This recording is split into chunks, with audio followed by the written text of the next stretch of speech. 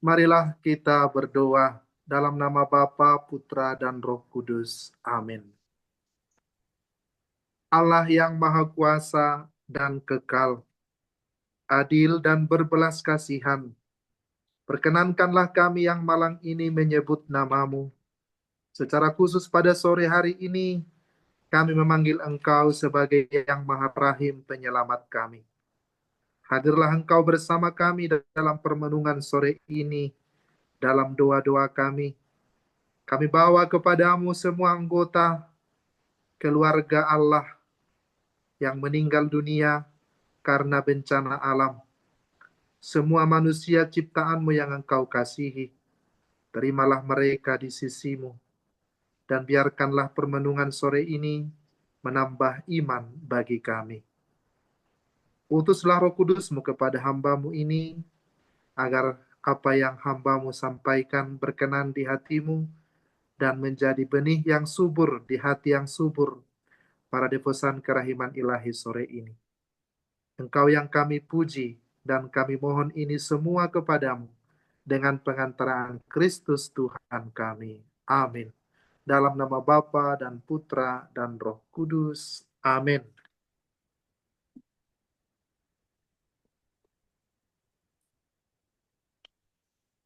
Saudara-saudaraku yang terkasih, hari ini kita merenungkan apa yang dicatat oleh Suster Faustina di dalam buku hariannya nomor 786.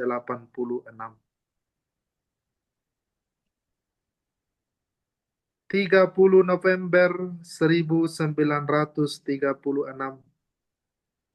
Hari ini dalam ibadat sore, rasa sakit yang tidak biasa menembus jiwaku. Aku melihat bahwa dalam segala hal, karya ini melampaui kekuatanku. Aku adalah seorang anak kecil di hadapan tugas raksasa. Dan hanya karena perintah Tuhan yang sangat jelas, aku bersiap-siap untuk melaksanakannya. Di samping itu, rahmat-rahmat yang besar ini pun malah merupakan suatu beban bagiku, dan aku hampir tidak mampu menanggungnya. Aku menyaksikan segala bentuk ketidakpercayaan dan keraguan-raguan para superiorku, dan karena alasan ini, mereka menunjukkan perilaku yang begitu gelisah terhadapku. Oh Yesusku, aku merasakan bahwa rahmat-rahmat yang besar itu bahkan dapat menjadi suatu sumber penderitaan. Tetapi memang harus demikian.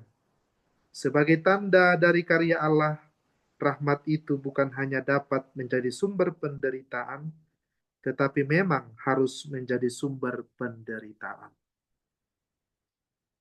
Aku memahami dengan baik bahwa jika dalam aneka penderitaan ini Allah sendiri tidak menguatkan jiwa, pasti jiwa itu tidak akan mampu mengatasi situasi. Dengan demikian, Allah sendiri menjadi perisainya. Ketika aku melanjutkan ibadat sore sambil merenungkan perpaduan antara penderitaan dan rahmat ini, aku mendengar suara Bunda kita. Ketahuilah putriku, bahwa meski aku diangkat ke martabat Bunda Allah, 7 pedang penderitaan menusuk hatiku.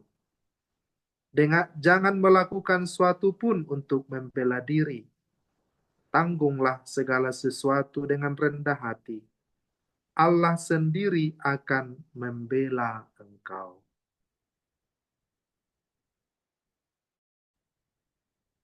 Saudara-saudariku yang terkasih, pada sore hari ini kita membaca di nomor 786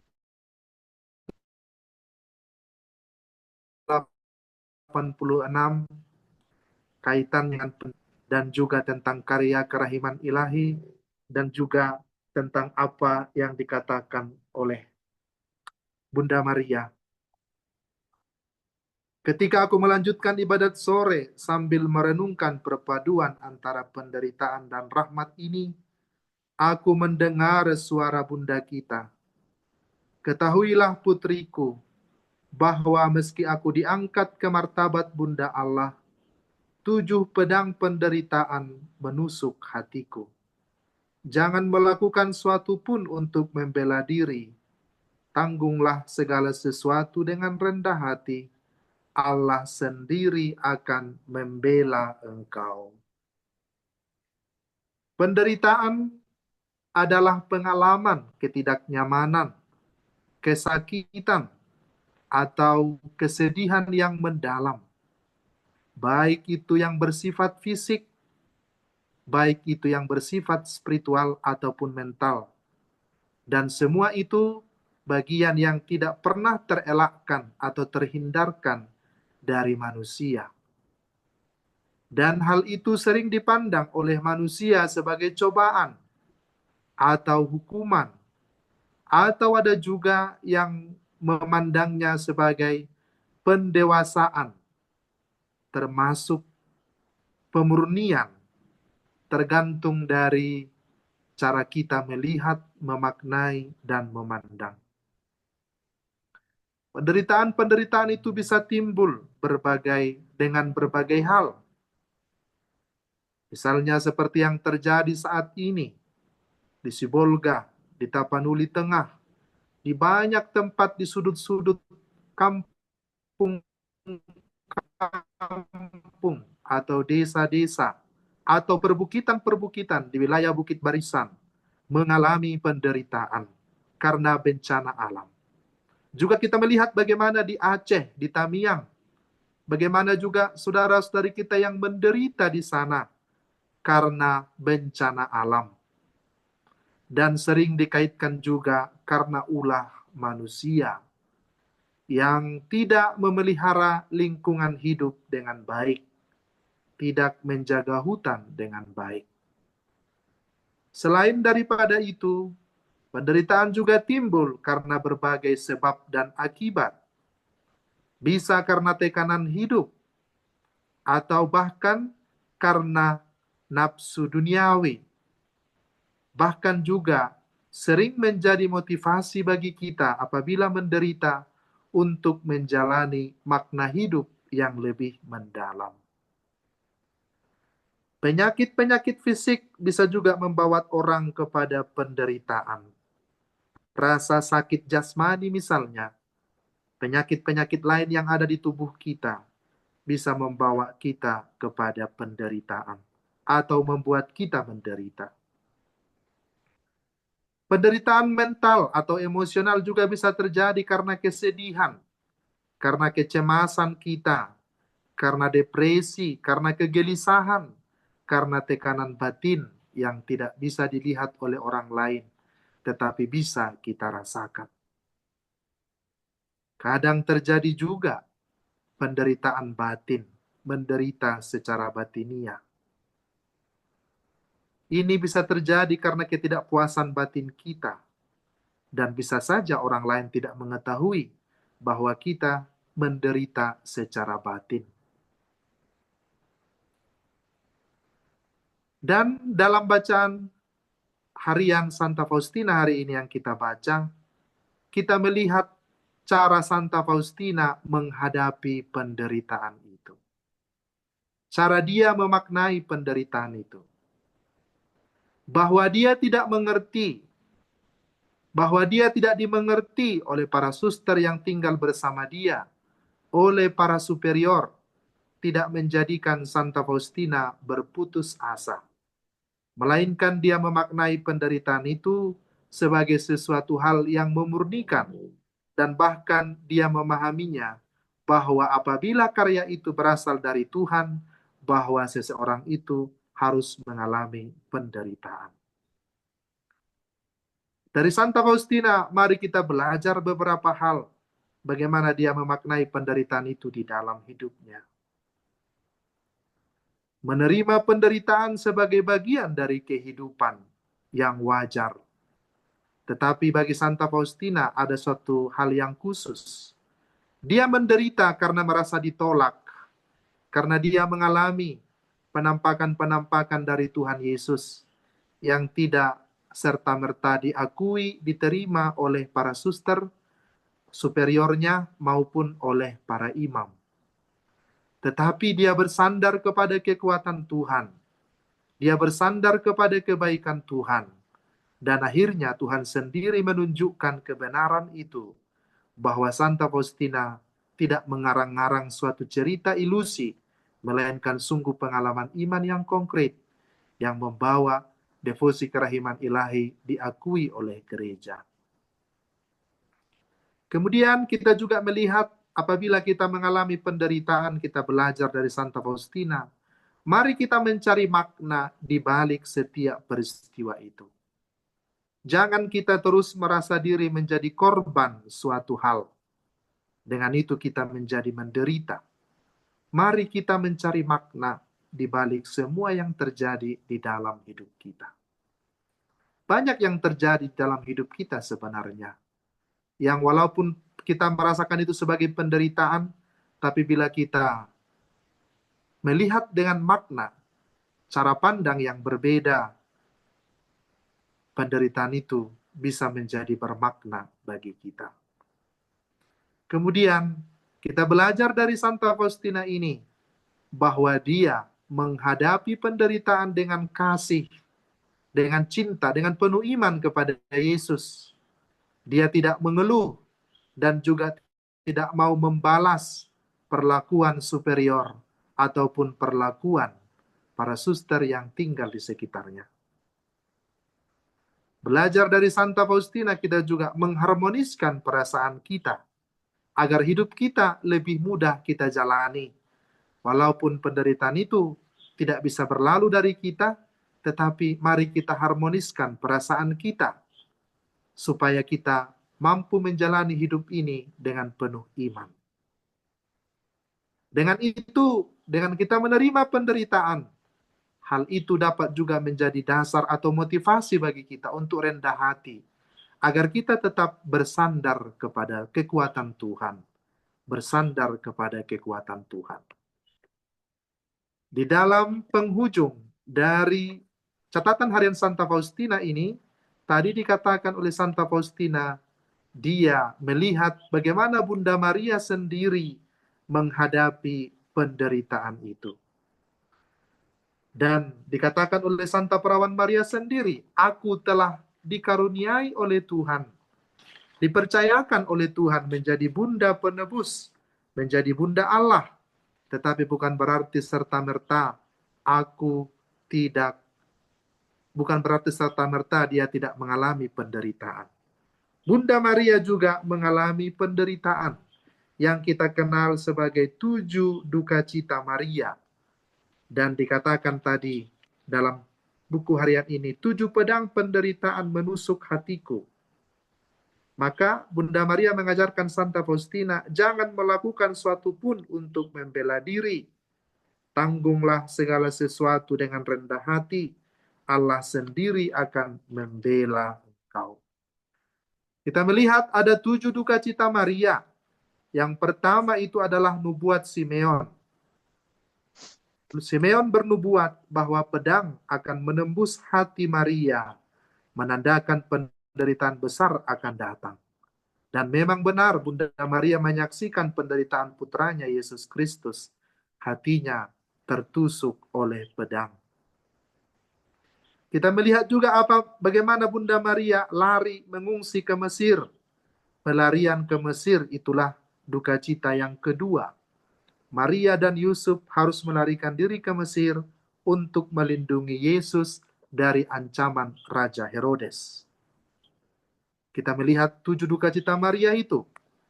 Nomor 2 ialah mereka mengungsi ke Mesir, lari dari kejaran Raja Herodes.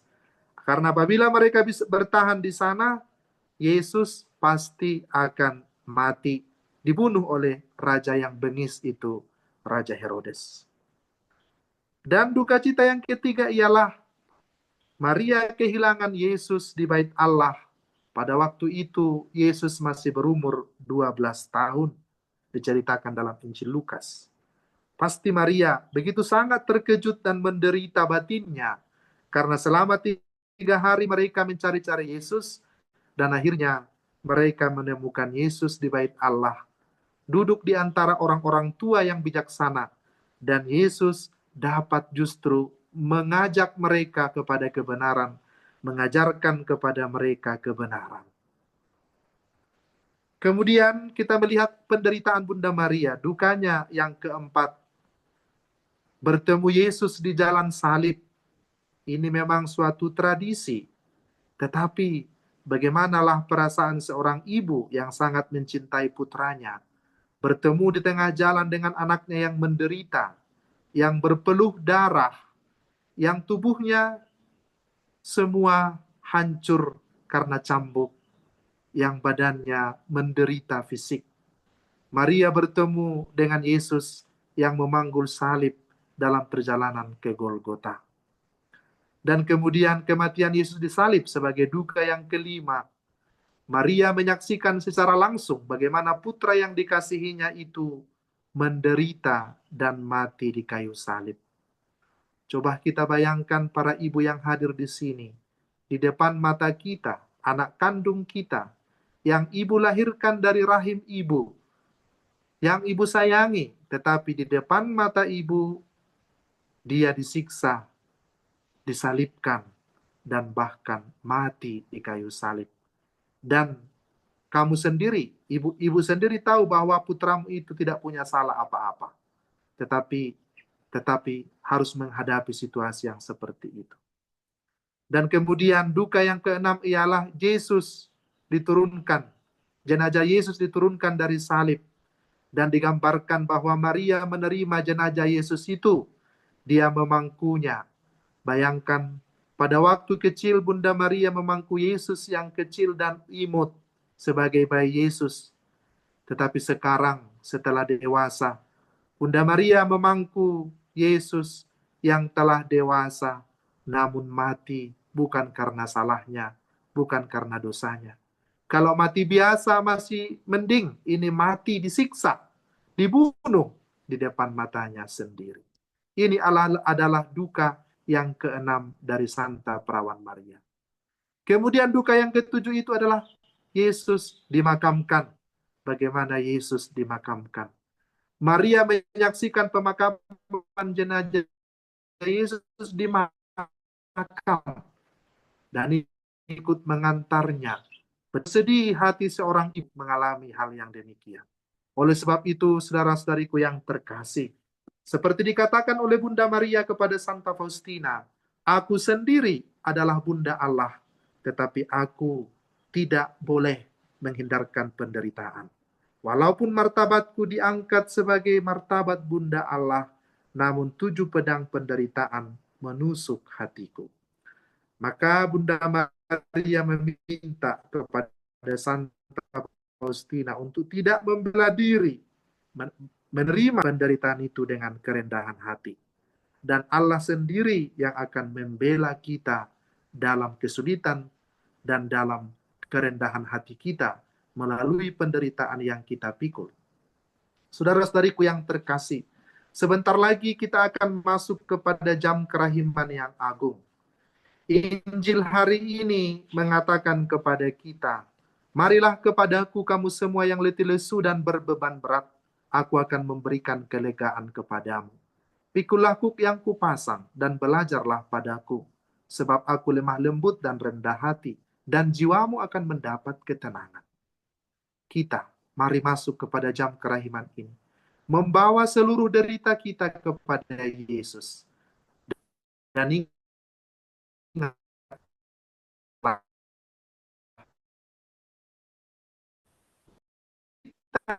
akan membantu kita. Mari kita persatukan dengan penderitaan Kristus di kayu salib. Penderitaan kita itu adalah jalan pendewasaan bagi kita. Dan mari kita sambil terus membawa pada jam kerahiman ini saudara-saudari kita yang menderita sungguh-sungguh karena korban bencana alam. Mari kita bawa mereka dalam doa kita.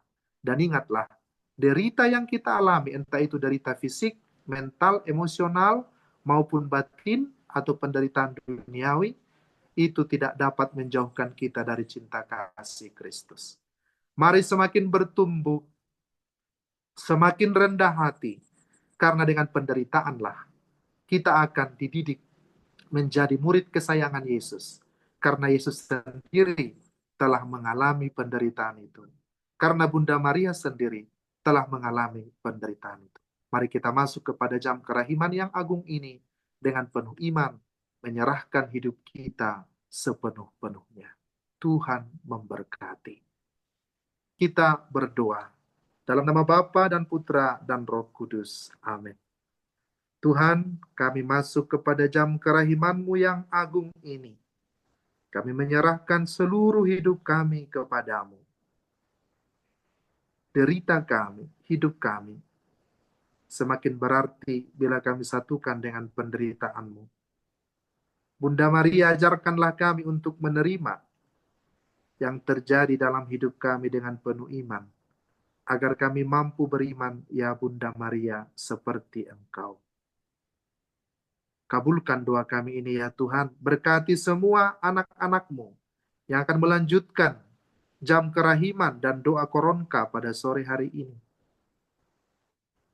Berkati mereka semua ya Tuhan. Dalam nama Bapa dan Putra dan Roh Kudus. Amin. Amin.